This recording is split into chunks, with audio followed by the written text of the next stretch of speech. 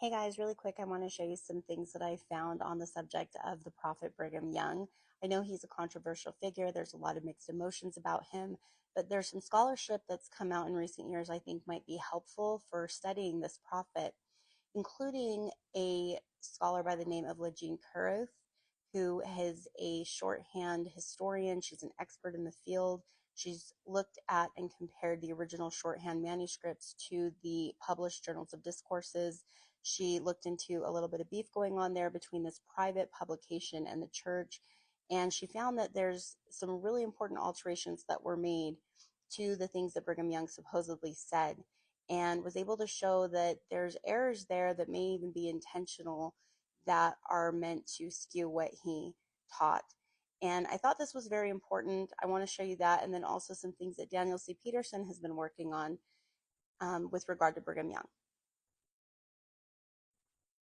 This video right here from 7 months ago, Brigham Young on Brigham Young, is a really great one that LaJean did. It's a presentation where she basically wants us to hear what Brigham Young has said in his own words. This is another presentation that LaJean Carruth did. It's called How Reliable is the Journal of Discourses? This is a really important one because she points out that George D. Watts is the publisher of the Journals of Discourses. This was a private publication, not done or overseen by the church. And there was a little bit of a beef going on between George D. Watts and the church because he wanted to be paid for it, and the church didn't want to pay for it, so he ended up publishing these discourses privately. She found that his original shorthand record doesn't match the published transcripts, specifically where Brigham Young's concerned. When we're sifting through journals of discourses, it might be helpful to remember this. So here's some examples of the presentation by LaJean Carruth about the journals of discourses. Like right here, you can see George D. Watts' shorthand record and what it says versus what the journals of discourses actually said in the final publication. And she just kind of goes through and shows in very many cases where, like this one is really extreme, where George Watts' shorthand record is very small and then he's filling in a lot of blanks.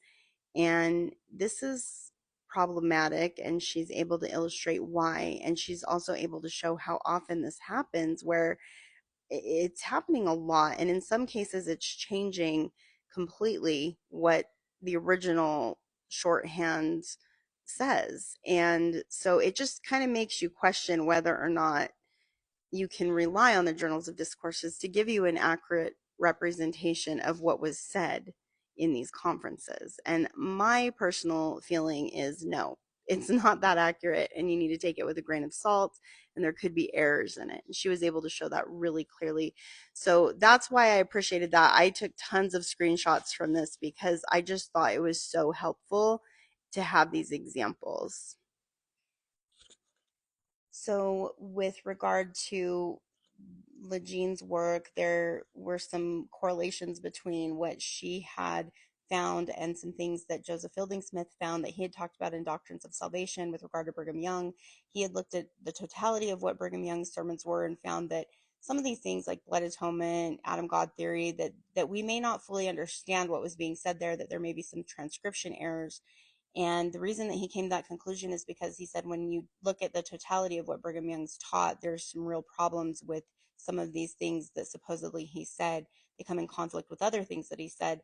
And so he felt like there may be errors there, whether intentional or unintentional. The errors can cause problems. So it's a good thing we have living prophets and apostles to help us sift through some of this history. And I think that's also insightful, maybe something to think about, especially with regard to journals of discourses and things from the 19th century where there could be errors. So another thing that I really enjoyed was the movie 6 Days in August. It was produced by Interpreter Foundation, which is Daniel C. Peterson, who's heading that up. And it came out last year, but it's actually on Amazon Prime right now. If you guys haven't seen it, it's really good. It just gives more about Brigham Young and that whole situation after Joseph Smith died, and just kind of gives you a picture of what the transfiguration of Brigham Young's story might have looked like, and just some of the things that Brigham Young was going through. I think it made him more real and personable. He was a younger version at that time, and I think we tend to see him as this old man who's prone to hyperbole and maybe really strict and stern, but we don't see like the loving, caring, charitable side of him that he had to be able to do some of the things that he did, in my opinion. So maybe check out that movie too. I enjoyed it. If you have Amazon Prime, you can watch it. It's included in that subscription. So, a few final thoughts. I just want to show you guys some notes that I have that I'd taken on some of these presentations that I talked about a minute ago with Daniel C. Peterson and LaJean Carruth. And I was able to just kind of put in my own words some of what I picked up on and what my takeaways were from these presentations. The biggest being that George Watts and the Journals of Discourses have problems. There's issues there, and it's not even just him. Like anything from the 19th century that was recorded in shorthand originally and then transcribed later, she found has a lot of insertions by whoever these scribes were. They would put in their own thoughts and ideas, and it would be very different than what the original shorthand was. So this is just something to keep in mind, because a lot of these publications that we have, these early church magazines, they have this type of format where something was being taken down in shorthand from a discourse and then it was transcribed later. And what she's saying is that things were added later. And so this explains a little bit about why we might need living prophets and apostles to help shed light on the past, because we don't have a very clear view of the past. And even something that we may think is a first-hand account could have errors in it. And so that's what she was able to show. And I really appreciated that.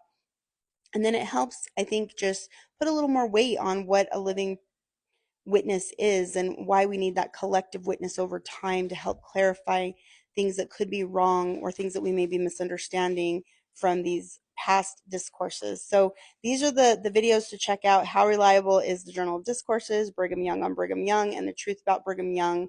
This one is, all three of these are really good. And then that one by Daniel C. Peterson that he had just done in this last conference is called Brigham Young and Slavery. So if you go to Fair Latter-day Saints YouTube channel, you'll be able to check all those out. Anyway, I just wanted to share some of these resources that I found on Brigham Young. He's a very interesting figure. I am fascinated by him. I think he's said a lot of really great things.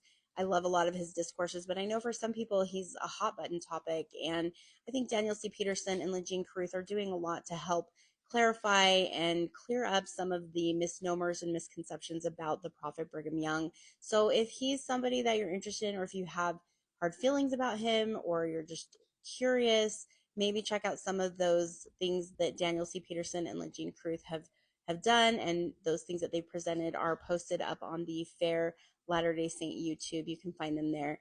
And, leave them a comment, let them know if you appreciate the work I did. For me, it was very helpful, especially in just recognizing the importance of living prophets and why we need that collective witness over time. And for me, that's a great discernment tool. So anyway, I hope that helps.